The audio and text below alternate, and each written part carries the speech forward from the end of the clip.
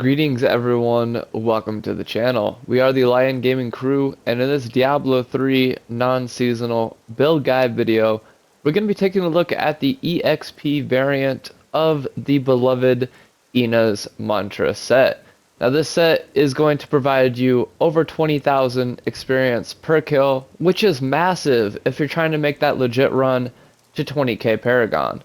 So I really have to say thank you to each and every single one of my subscribers and each and every single member of the Discord community. Guys, we're almost to 1.5k members in Discord, and we're almost to 900 subscribers on YouTube. So seriously, thank you to each and every single one of you guys, man. I really appreciate it. So without any further ado, let's go ahead and jump right on into this build guide, shall we? So for our main weapon, we are picking up the first piece of the Ina's Mantra set, which is the Ina's Reach, the two-handed Diabo, dealing 1,385,325 damage per second. It's got affixes to buff regular damage, percent damage, and that augment for 750 dexterity thanks to Chaldean's Despair.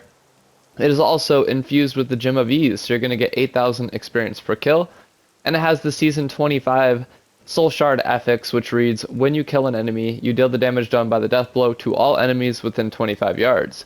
Pets and followers cannot trigger this effect. 56.9% for the cooldown of all skills, and we have the 6-piece set bonus. No Ring of Royal Grandeur needed, so you can feel free to slot whatever you want in that jewelry slot on your cube. Moving on to the second piece of the Ina's Mantra set, codenamed Fortune. This is pretty good. It's got 1,000 dex. Now mind you, this is an EXP variant, so you're going to see lower dexterity values, but you're going to get more experience per kill. That's kind of the trade-off here. You're trading less main stat for more EXP, so it's really your call if you want to rock this. It still has a high damage output.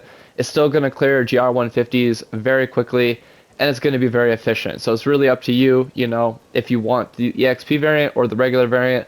The regular one is codenamed Belief, so really you can pick, it's your choice. I'm not going to tell you how to play. But it is going to give you 1,040 experience per kill just on this one piece of gear. The grand total, like I said earlier, is going to be right around 21,000, which is very nice.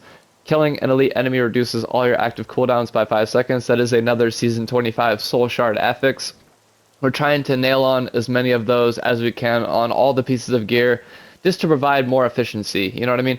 On top of all of that, you're getting 364 to resist all elements, 25% life, 220% critical hit damage, 14% critical hit chance, 23,936 life per hit, grants 7 spirit per critical hit, the augment for 750 dexterity, and 35% gold from monsters.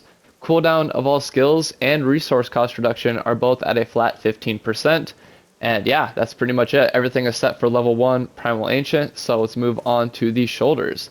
Now, I always suck at pronouncing these, but they are the I'm gonna try it, here we go. KaosLiquify. Alright, I suck at pronouncing things. I'm sorry, but that's what it is, though. It buffs your Cyclone Strike. Cyclone Strike reduces your damage taken by 50% for 5 seconds. Not like you're really going to need it, though, because you're not really going to take any damage, but, it's what maxroll.gg recommends, and that's where we get our builds from, so, we're going to make it like they say, because they're the pros, and we're just the modders, right? You're getting that same 1,040 experience per kill. This time you got upped gold from monsters to 70% from 35%, and also upped life coming to 50% from 25%. Everything else is the same. Actually, no, my bad. You're also getting an upped resist all elements from, what was it at? It was at, it's the same. I'm tripping. It's the same.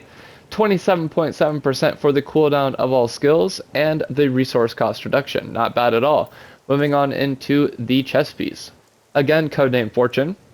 You're getting 50% life, 70% gold from monsters, 1,300 experience per kill. That value has been increased a little bit.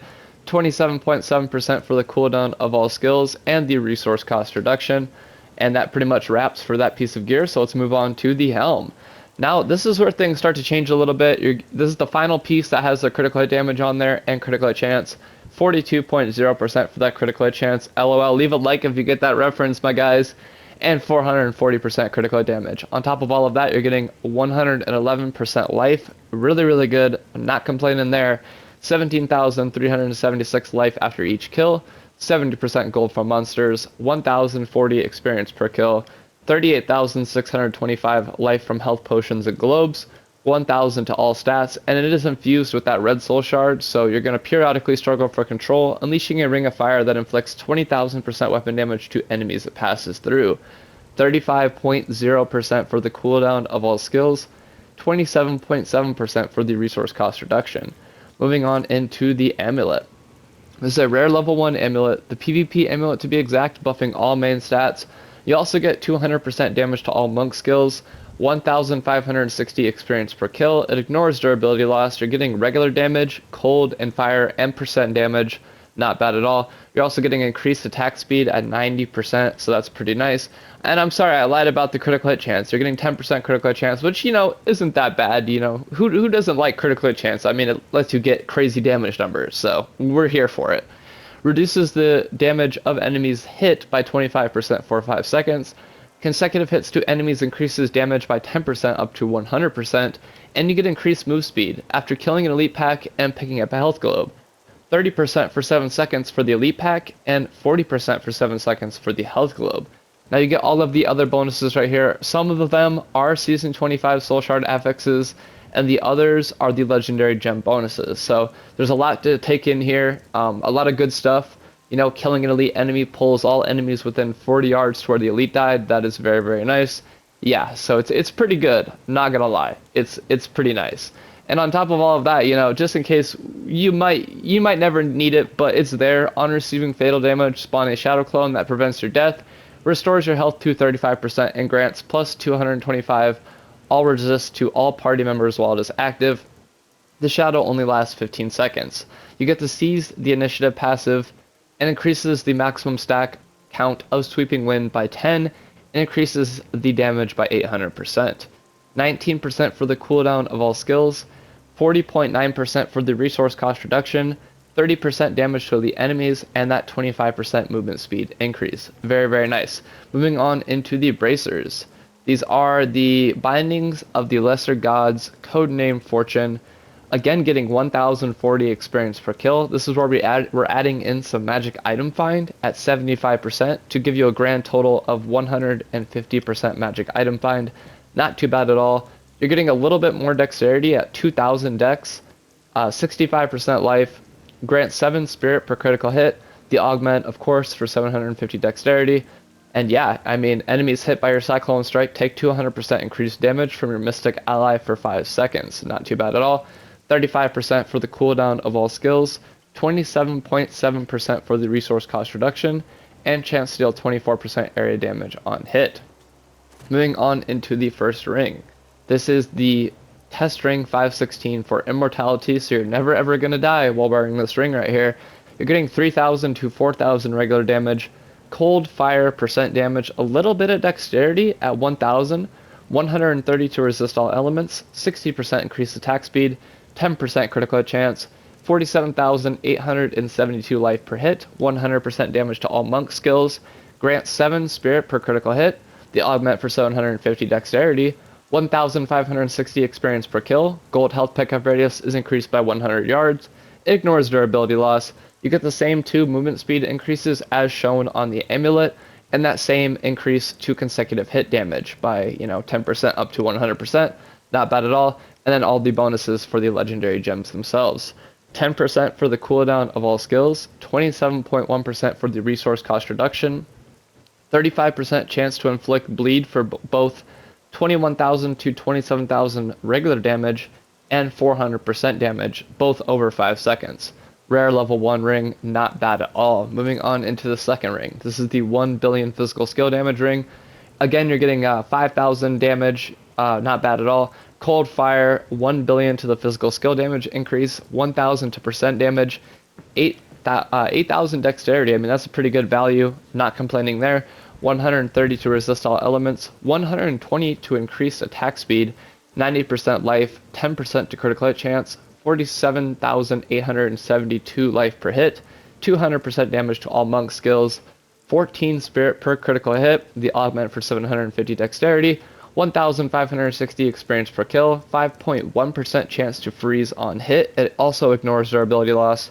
The same 2 movement speed increases. You also reduce the damage of enemies hit by 25% for 5 seconds, and that consecutive hit increased damage by 10% up to 100%. and all of the other legendary bonuses from the gems. 52.1% for the cooldown of all skills, 56.9% for the resource cost reduction, and chance to deal 144% area damage on hit.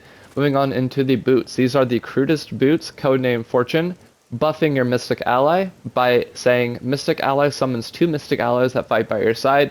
They deal 200% increased damage, and they are able to attack with their active forms longer. And this is a final piece that has the magic item find, 75%, 1,300 to experience per kill. Other than that though, it's pretty much identical to all the other pieces of gear. The cooldown of all skills and the resource cost reduction are both at 27.7%. Moving on into the pants. These are pretty much identical to all the other pieces of gear, so we're just kind of going to breeze over everything. 1,300 experience per kill, 35% for the cooldown of all skills, 27.7% for the resource cost reduction, chance to deal 24% area damage on hit, not bad.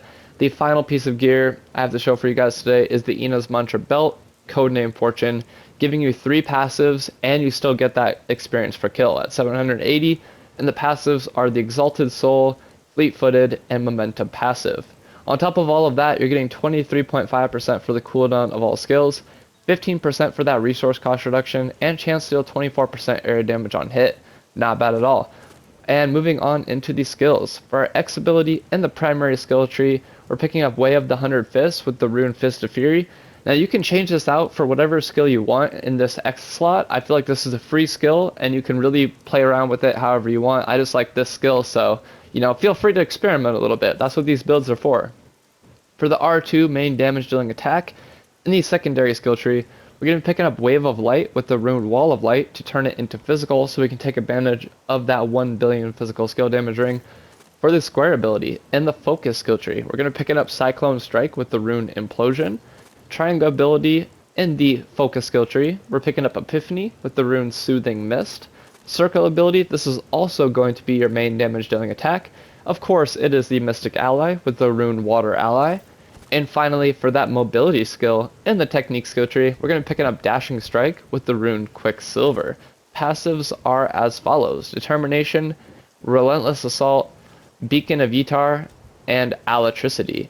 Cube powers being Flesh Rake, Zhao's, oh my god, I suck at pronunciating, man, I am so sorry.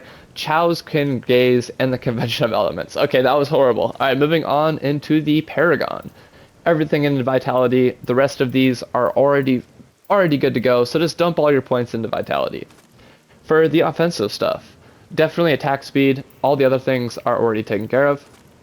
For the defensive stats, armor and life, and probably resist all, but I mean it's pretty much good, so armor and life for sure. For the utility skill tree, area damage, always area damage, and life per hit. A little bit of gold pickup radius if you have the extra points. Quickly touching on follower, we are rocking the Templar follower who's using the updated siege set to include the Spalders of Zakura to make all of our items indestructible, which is great. And he also has the Nemesis Bracers to allow us to have shrines and pylons will spawn an enemy champion. That is very, very good. All of the followers will have these two on there, so rock the followers if you want to free up some cube slots. Other than that though, the skills we chose are Intervene, Intimidate, Charge, and Inspire. Pretty good, and the token we are using is the one where your follower cannot die. Pretty nice. Okay, we'll go over the final numbers and then we'll wrap this video up with some gameplay. So our damage is at 307 billion, not too bad at all. Our dexterity value is at 64,217, which is again pretty low because this is an EXP build, so you're trading off that main stat for more experience. Armor is at 90,000, which is pretty decent. No one's complaining there. Damage increased by skills is at 40%, showing a nice value. Bonus damage to elites is at 45%, not too bad. Attacks per second is at 5. Critical hit chance and critical damage both capped at their respective values. Area damage is at 216%. Cooldown reduction is at 99.17%. Ooh wee baby, we love to see it at 99%. So nice. Moving on down into the defensive stats. Damage reduction is at 96.28%, with our resistances being at 93% for all of them across the board, which is pretty decent. Moving on down into the life stats. Total life bonus is at 626%, which is absolutely insane. It's such a high value. I mean, that's absolutely crazy. Life per second is at 291,000, another crazy high value. Life per kill, 17,000. Life per hit, another really huge value at 287,000, making this like the most immortal build ever. Health globe healing bonus, 38,000. Bonus to gold/globe radius set for 100 yards. Maximum spirit is at 300 with no Paragon distributed at all. Spirit regeneration per second is set for 22 with spirit cost reduction at 98.10%. Not bad. Movement speed is at 35% thanks to the passive and the amulet. Gold find is at 630%. Magic find 150%. And bonus experience per kill 21,520.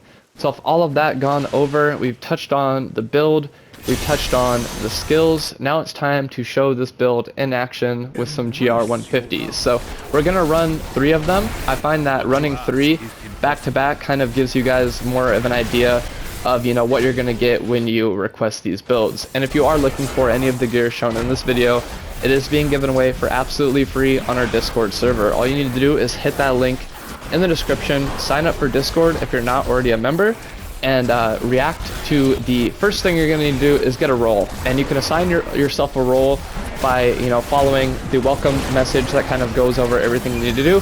After you assign yourself a role, then you can place a request in the proper channel. We have request channels for Switch, we have request channels for Xbox, and finally we have request channels for the PS. So kind of no matter which mode, whatever mode you're on, we got you covered. Now I do want to note, a lot of these updated builds, meaning the most recent ones that we have made, are only going to be available on PS4/PS5 and Switch consoles. We are working on getting Xbox One and Xbox Series X and S taken care of, but for right now they are only available on PlayStation consoles and Nintendo Switch. So don't worry though, we are working hard. Oh my gosh, every time I do that, we are working hard on getting Xbox taken care of here very, very soon, so stay tuned for that.